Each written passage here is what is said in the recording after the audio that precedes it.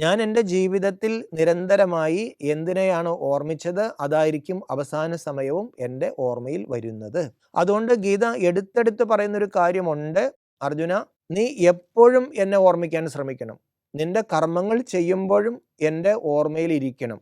കർമ്മങ്ങൾ ഒടുങ്ങുമ്പോൾ എൻ്റെ ഓർമ്മയിൽ വരാൻ പറ്റും. അപ്പോൾ നമ്മുടെ ലക്ഷ്യം എന്താണ്? ഭഗവാന്റെ അടുത്തേക്ക് എത്തണം. അതിനുള്ള മാർഗം എന്താണ്? ഭഗവാനെ നിരന്തരം ഓർമ്മിക്കണം. അതുകൊണ്ട് അവസാന സമയത്ത് പരമാത്മാവിൻ്റെ ഓർമ്മ നമുക്ക് കിട്ടണമെങ്കിൽ നമ്മൾ നിരന്തരം പരമാത്മാവിനെ ഓർമ്മിക്കാനുള്ള ഒരു ശീലം ഉണ്ടാക്കണം. അതുകൊണ്ട് ഗീത പറയാണ്, സർവേഷു കാലേഷു മാമനുസ്മര യുദ്ധജ.